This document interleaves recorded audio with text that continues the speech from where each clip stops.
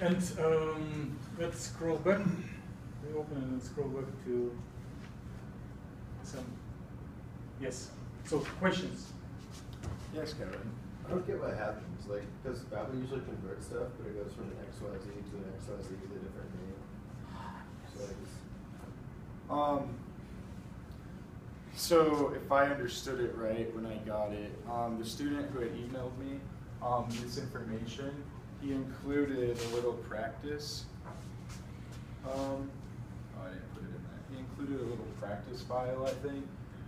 So if I understood it right, the shot, the original one, doesn't have fragments in it, like what Dr. Keelan described at the beginning when we want to analyze the products.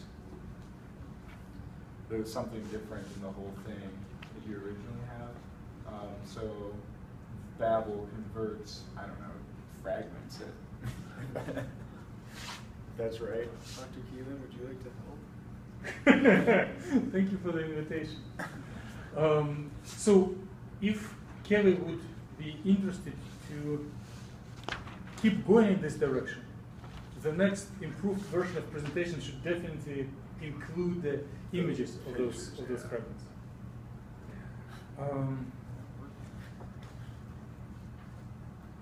Okay, I'll answer your question to help him, and then I'll ask my own question. So,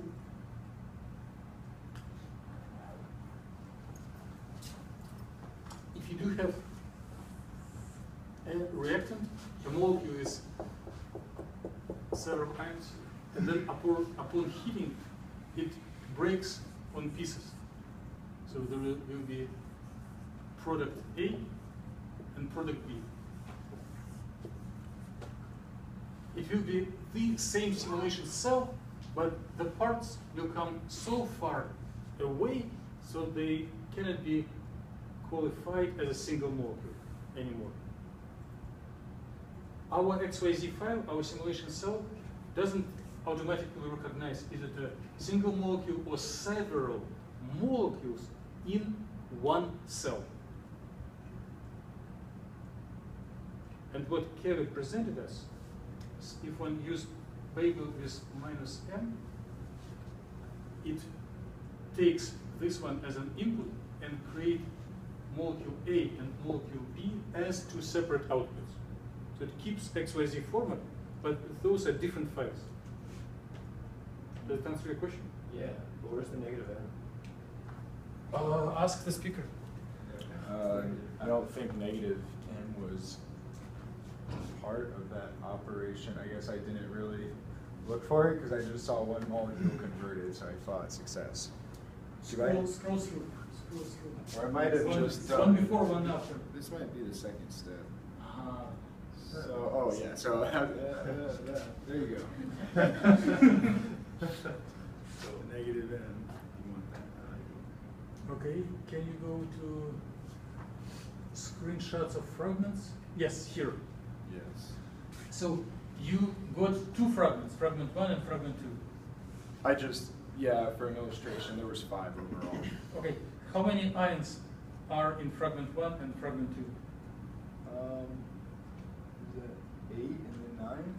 Okay, and how many ions in the reactant molecule? The original? Yes.